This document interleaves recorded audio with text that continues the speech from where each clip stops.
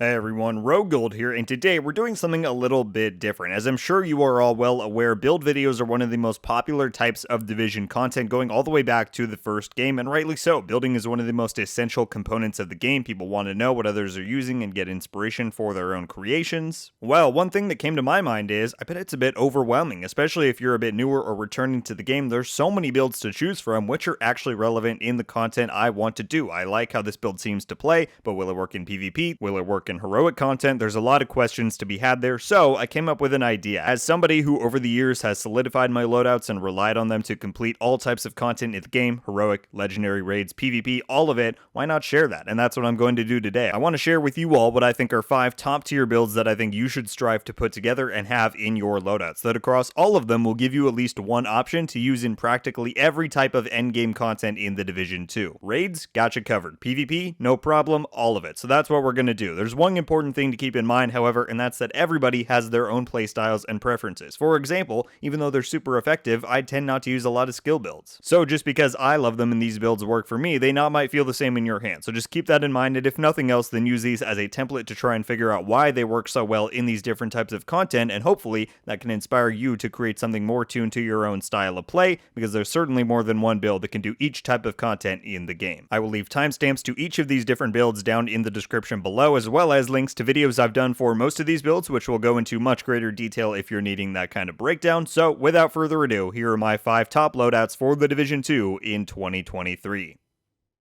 Starting with DPS. Everybody needs a good DPS build. You can say you don't, but you do. But in all seriousness, this build is my go-to for a lot of prestige endgame content. Stuff like raids, legendary missions. If you're in one of those kinds of activities and need to be able to output competitive damage, this build will get you there 100%. You've got my seal of approval. Here's the breakdown. Using an AR for our primary, I've chosen the FAL, but there's other options as well, like the AK or the TKB. Those slower fire rate, high damage archetypes seem to do really well with these kinds of builds. Optimist is my go-to talent here. Then, depending on the kind of content and specific fights you're doing, I alternate my secondary between the Scorpio and Nemesis exotics. They've got you covered on each ends of the extreme, short and long range damage, and that's about all you need to know. Use one of those two. We've got 6 red cores, weapon damage all the way, and other than building that damage, we're going for crit everywhere else. Coyote's Masks gives some great crit bonuses to the team. The Sacrifice chest piece really ramps up that damage with Perfect Glass Cannon. A Sombra backpack buffs up my crit damage with that brand bonus, and we're using Vigilance on there to boost damage even further. Fenris Gloves to boost up my AR damage, and Improvised Holster allows us to gain even higher crit value since we already have Sombra, and Fox's Prayer knee pads give us that really great source of amplified damage. The total crit distribution on here with the FAL is 47 chance, 184 damage. My rule of thumb is to never go above 50% crit chance when using the Coyote's Mask when using anything other than an SMG, and when you hit that mid-range bonus, you never want to be able to exceed the crit cap, which is 60%, and this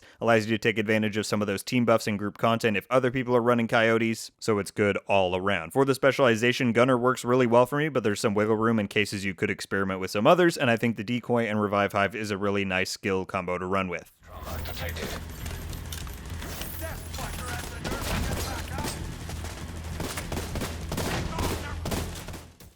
Next up is one that some people might say is an odd pick, an unnecessary pick, but it's one that I think is 1000% underrated, and that is a fantastic CC or crowd control build in the form of Eclipse Protocol. Eclipse is that type of build that if you're just running some casual endgame content, solo or with some friends, and you want to go easy mode, you just want to watch enemies die in front of you with the click of a button, it's got you covered 10 times over. If anyone doesn't know, the general idea of Eclipse is to spread status effects to nearby enemies when you kill an enemy, so once you get this thing going, you're really just able to lock down entire rooms of enemies. It's fantastic. The name of the game here is status effects. I'm using the Pyromaniac as my primary for that bonus damage to enemies on fire because burn is my main status I'm spreading. Your other weapons here, even really your primary, is up to you. For the gear, status, status, status. 6 skill tiers, no surprise there. We want to buff up the base skills as much as we can. I've got the Vile Exotic Mask since it dabbles with statuses and stuff, so it pairs really well. 4 pieces of Eclipse, of course, to get that 4-piece set bonus. And then we're using both the chest piece and backpack to get those amplification talents because I think they're really useful towards enhancing Eclipse's abilities. And then this one might be a bit controversial. I use Hannah Yu to eke out as much skill haste as I can get because we've already got a lot of status effects, so why not let our skills come back just a little bit faster? But you could certainly also run 1 piece of Golan here. That's up to you. I'm also running 3 skill haste mods. As for our skills, Right Foam is a fantastic option to lock down enemies for easier target acquisition by you and your teammates. And again, bit controversial, I use the Air Burst Seeker Mine because it has the highest burn duration potential in the game. On this setup, I get over 31 seconds of burn duration acceleration on this, which translates to fantastic spreading capabilities, but you could also use something like the fire sticky bomb, totally up to you. And I use the firewall specialization because it gives you 20% extra burn duration, which is quite nice for this kind of setup. But you could certainly also try out Technician, both are good options.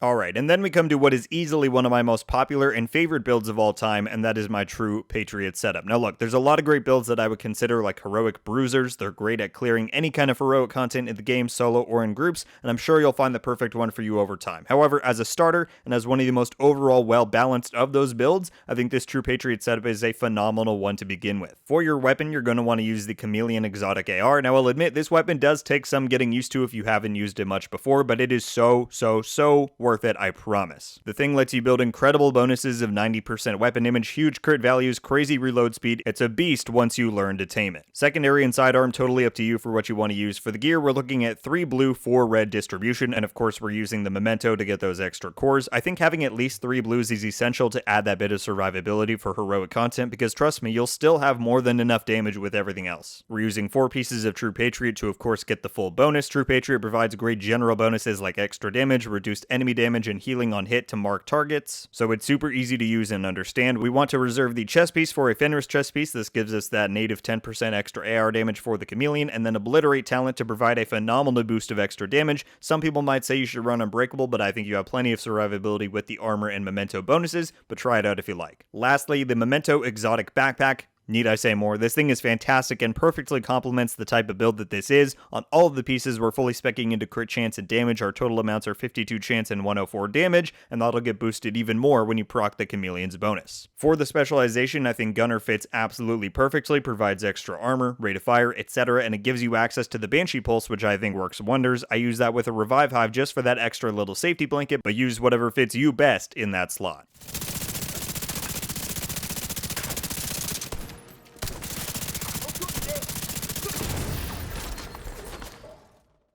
Next, we get to what might seem redundant given what we just covered, but I think is absolutely a build everybody should have in their loadouts. Because while the Patriot build and ones like it are more of a casual heroic clearer, this build takes it to the next level. I'm talking heroic countdown, intense heroic content. You could even stretch it towards legendary and raids when you need that next level of damage and tankiness. This has got you covered. But the trade-off is that it's much more intensive to run and upkeep compared to some of these others, but man, is it worth it. We're talking about Heartbreaker, which in simple terms builds stacks of armor and damage off of pulsed enemies and goes to town with those stacks. We're using the named Kingbreaker AR as our primary for the perfected flatline talent. Secondary is the rock and roll named ACS-12. Doesn't have to be this one specifically, but I do recommend an ACS-12 for easy stack building. Pistol, use the exotic Busy Little Bee. Allows you to gain so much extra damage with very little effort, and in content like Heroic Countdown, it's such an easy boost. Then of course we have 4 pieces of Heartbreaker, 6 reds rolled everywhere. You may be wondering, well, where does all of that tankiness come from? Both from Heartbreaker stacks, but also we're running 3 protection from elites mods, which gives us 36% in total. Along with those few other survivability sources that we have, it's a great way to be able to stay alive while still getting huge chunks of damage. 1 piece of Fenris on the knee pads, we get that AR damage boost, and then Memento Exotic Backpack again,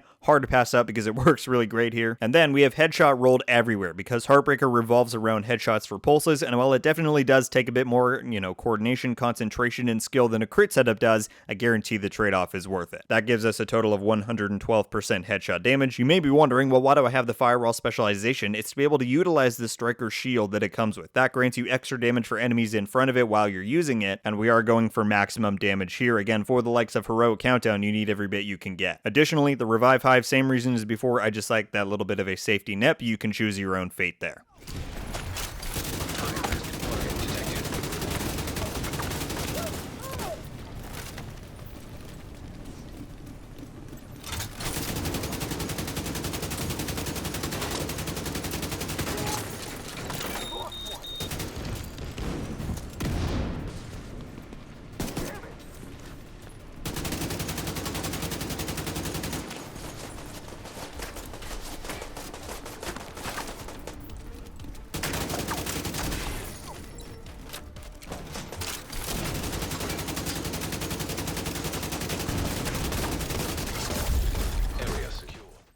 And then last but certainly not least, we come to PvP. All of those aforementioned builds will get you through all types of PvE content in the game, but they're not quite tuned for PvP. So in case you're heading into the DZ or conflict anytime soon, I've got you covered. This isn't my absolute favorite PvP build, but this one basically has equal power to what is my favorite and is far easier to maintain and use, so I figured it would be more appropriate to show off here. For our primary, we've got the FAMAS, one of the best high-end ARs to use in PvP, got Optimist on there. The secondary and pistol is up to you, but I highly recommend the Busy Little Bee exotic for some great damage. For the gear, 5 blues is really the great distribution here. You might think you'll lack in damage, but you make up for it with the bee and other stuff that we'll cover right now. The Catharsis exotic mask is a fantastic PvP item, gives you both damage, status effect protection, and healing, so absolutely recommend it there. The Fenris chest piece for the AR damage brand bonus buff, and Unbreakable for extra sustain in those intense fights. The Picaro's holster is a new named item they introduced in Season 10, and it has a 15% weapon damage attribute as one of its regular attributes, making its dual core attribute function very lucrative for this type of setup. The Matador named Walker and Harris backpack gives you perfect adrenaline rush, again great sustain, and helps us get that 5% extra weapon damage and damage to armor from the brand, more damage there. Gloves, another Walker and Harris, which does come out to be more desirable than just running contractors because of that extra little crit you're able to obtain, and then the Fox's Prayer knee pads for that damage to targets out of cover. You're going to want to get crit any and everywhere you can on this build, and that all amounts to a lot of sustain, different things keeping you alive while outputting lots and lots of damage. The Decoy and EMP Sticky are two great skills to run in PvP, but you can also mix in the likes of the Defender Drone if you prefer that. And the Firewall specialization remains my favorite spec for PvP because of that unbeatable armor kit.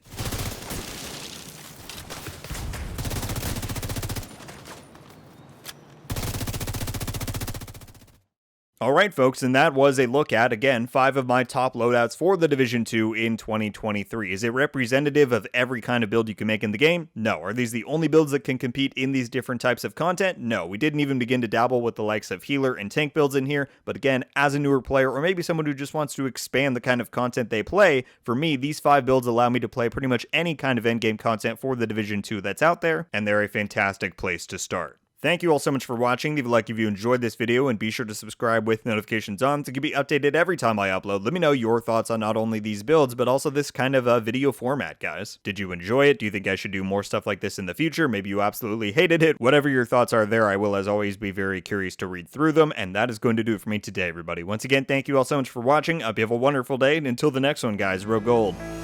Ow.